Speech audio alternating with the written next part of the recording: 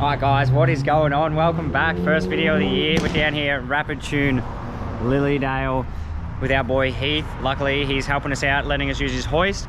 So last video you would have seen would have been, I've obviously crashed my car. So we're just down here. We were here last night trying to pull it a bit straight. We've got the rear bar. We pulled it out of the car. I'll put some videos in. Pulled the bar so it was more straight. And I also cut heaps out of the rear guard. So we could just get clearance on the tyre, because I actually want to drive this weekend. So you can see here, obviously it's like square there, and all of this cut off, because all here was literally like, you can even see like it was there, all that was there, and it was hitting the tyre. So we just literally just yanked on it, and I just cut at it with the grinder. And we pulled heaps of this out just with a strap, and literally just two blokes just pulling on it, me, my dad and Heath, which is three. Tried to straighten the boot out with this Jack's bottle jack, and he did that and gave us a hand with that. We're vlogging. So now I am, it's hard to tell because it's on the hoist, but the actual wheel is towing in. You can see how close it is to the guard here. So we pulled it up on the hoist to try and find what was bent, but none of the arms are actually bent. So it basically, what it seems is the actual subframe is bent with the, maybe with the chassis. So I was thinking about replacing the subframe, but that's not gonna happen, because if I pull the subframe off, I might never get it back on. So all we're gonna do is, got adjustable arms. So we've got the FDF, I don't even know what they're called, traction arms. I think these are camber arms, these from Hard Race. Different brand, just because they were the fastest way to get them. So basically, even if the chassis or the subframe is bent, what we're going to do is just use these adjustable arms to straighten the wheel. So as long as the wheels are running straight, we'll be sweet, we can drift. So that's just what we're going to do for now. And then if you have any issues with the car, like later on when we crash it again, we'll just get a new shell. But for now, this is just going to be the good fix, and then I can just progress and drive as it is. So I've just pulled the wheel off. So just so you can see what's going on, the wheel is kicked in. So what we've got is, we've got replaced this arm, which will be adjustable. We'll be able to push it out. And then this arm is adjustable also, which is going to push it back.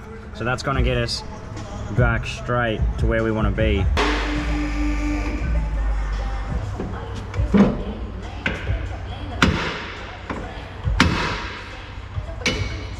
Alright, so just then, this is a ball joint here. So they actually sit in, and then they lock in once they get in there.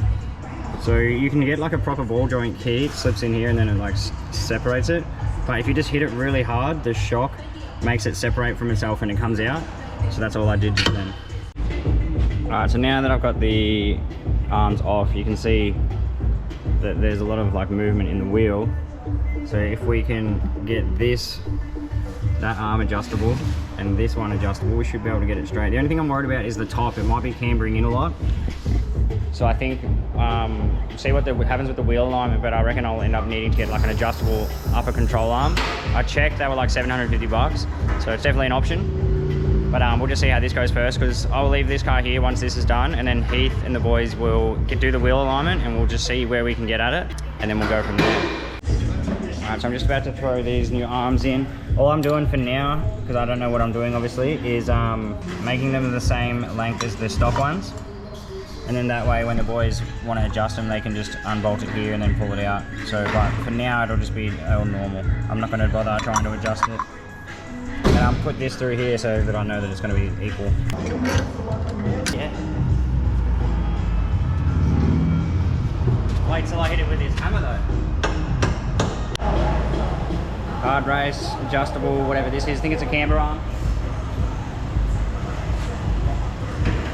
I should have put this in first. Alright, so I got the arm done on that side. The FDF arm is in, and then the Hard Race arm is in. The good thing about this arm, it's got like the dual bolts, so you can literally, all you have to do is just twist it. It's the same as the tie rods that FDF make, but you just twist it and you can adjust it without actually undoing one of the bolts. So with this one, I think you might have to undo it. I'm not sure if you can put a socket in there and then like wind it out that way. But that's good. So now I just got to do the other side, even though the other side hasn't been crashed. You're putting adjustable arms in, you're obviously going to do it on both sides. So you can see we've actually had a pretty good crack at pulling all this out. Obviously it looks terrible now, but it was like way more crushed in. This part of the body like that was in there. I've done a fair bit of work. It's really like it's not very thick, so it's quite easy to pull out.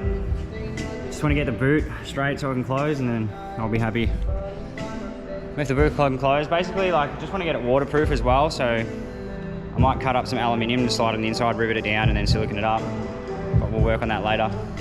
All right, so all done for the day. Got the arms in, both sides, hard race top, FDF bottom, both adjustable while they're on the car. So I'll leave it here. The boys will do the wheel alignment and we'll be all set to go. I might come back during the week and then we'll do some more like panel work. I've got a wedding today, so I can't do any more work here, but I'll do some more filming trying to pull the panel straight and that. So for today, that is all. See ya shortly. A few moments later. Alright guys, what's going on? We are back. It is Friday. We got Friday night drifts literally in like 2 hours. Been working on the car, worked on it the other day, but I didn't film because there was people here and I didn't want to. But what I did was, you can see these here, I drilled a hole into like a big part of the dent, and then I used this to pull it out. So at one stage I had like a ratchet strap to the pole, and then I ratchet strapped it, but my strap wasn't really strong enough. So then I got the slide hammer. Heath's got one, so I borrowed that, and then just literally used that flat out and got it out. So there was one really big one here where I've got that hole, one here, obviously one here, and then all here you could kind of just do with the slide hammer as it was. So you can see here, I've just got my nuts and a wash, 2 big washers, just to try and pull it out. I've cleaned up all here with like a flappy disc, so it's not sharp, in case anyone like walks past and almost cuts their leg off with it. So the boys have also done the alignment, so the wheel is straight now. Not sure if you're going to be able to see that, but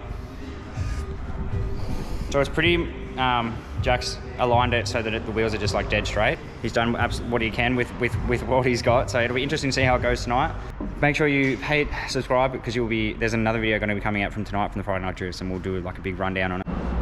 So really all I've got to do now is pull this old seat out, which I don't even really need to do, but I want to do because I've got the new seat, got a new Sparco seat, and then just put this tail light on here. I'm going to be reusing the old one. It works perfectly fine, but it just doesn't have the glass. So I did buy some stock tail lights, but then they didn't work because you need like the harness, because they're globes and these are LED, and I just don't have them. So I didn't have time to get them because I didn't know I would need them. I didn't really think about it.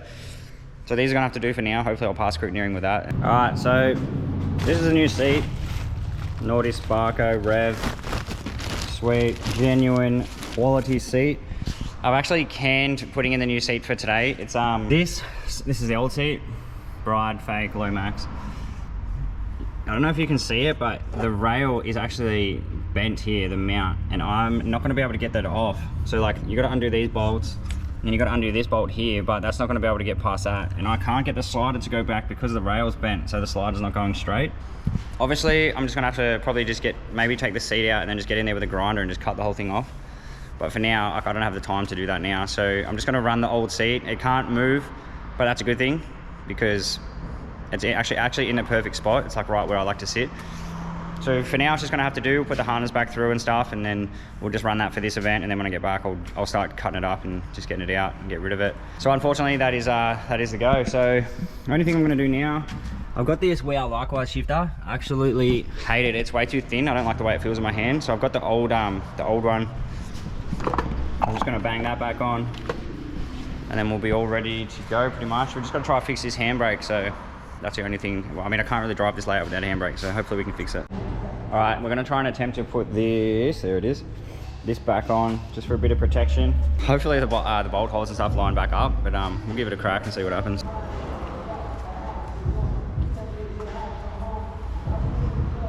All right, as you can see, now that I've pulled all this out, it doesn't fit.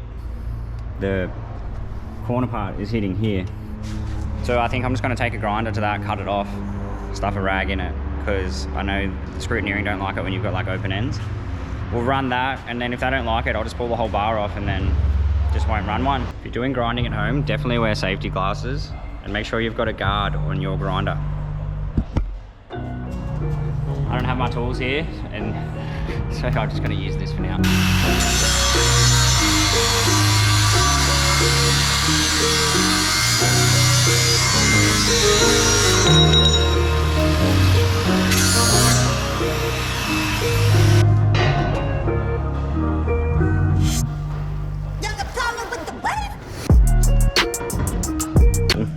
actually worked out all right. Where it's cut, it kind of goes into the car, so it's not like dangerous. Got one bolt here, one bolt here. Should be able to line at least 2 up. All right, we'll get into it. All right, we're ready to go. Car's loaded up onto the trailer. Handbrake is fixed. I think I just didn't adjust it right, so we just did another adjustment on it and it worked out pretty good. Same old seats in there.